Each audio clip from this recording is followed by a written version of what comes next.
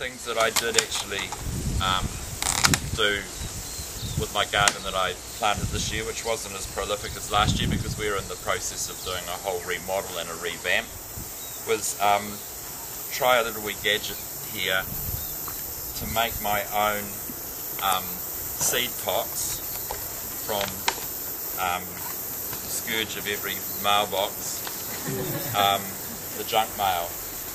And I discovered that the likes of the Wellingtonian, and we get the City Life magazine folded in half is actually the size of a piece of A4 paper. So what I've been doing is I've been making for myself, and I did it last year, the growing season, some little wee seed pots. And they're actually really brilliant. People said to me, oh, why bother, use toilet rolls?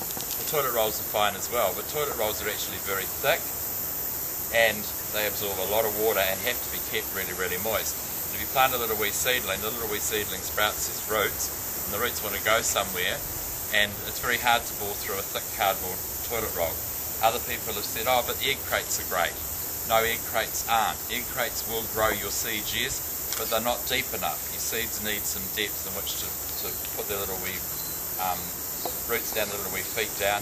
And so these little paper pots I made last night, and I actually had them sitting in a takeaway plastic container to get them moist. So for one reason that they would travel, which is really, really great. But I've also got a couple of these little mini greenhouses, and I can actually get 24 of them into it. So I just want to show you how simple it is to take a piece of A4 newspaper,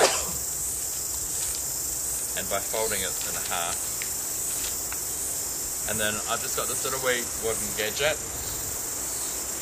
and it's just a case you can sort of do it watching TV or sitting in the garden or sitting at the beach around the barbecue. Just a case of rolling it around,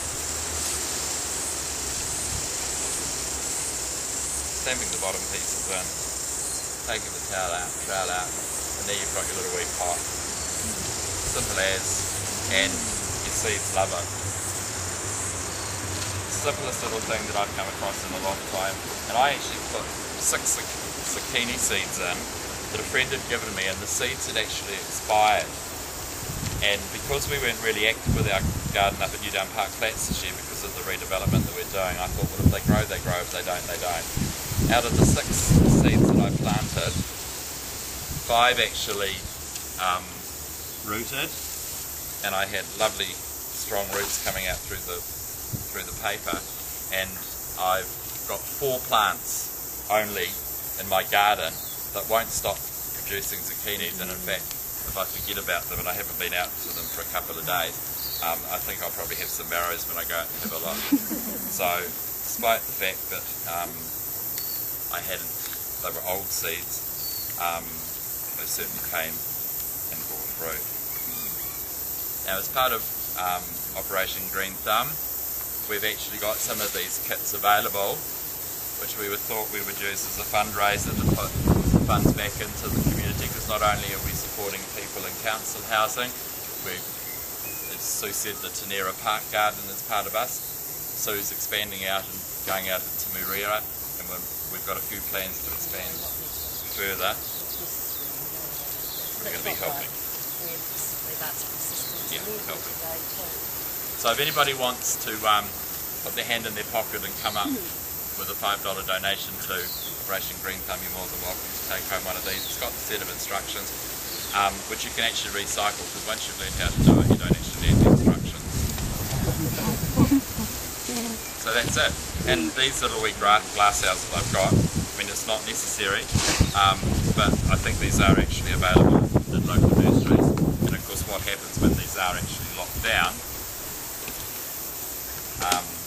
after you've done your initial watering, you don't actually have to open them until you're ready to actually take your seeds out the plant, because what actually happens is that natural condensation forms, and under each ridge there is little drain holes for any excess moisture to actually drain out, and they actually do come as a kit.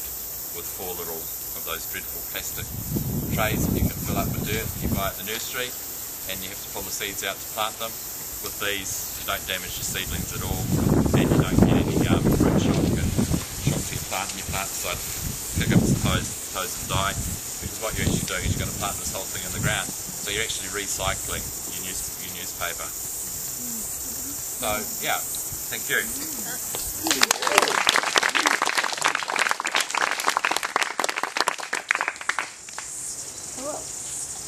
Great. Okay, I'd like to introduce Dennis Asher, who's going to speak to us a little bit about the local Aro Valley Revegetation Project.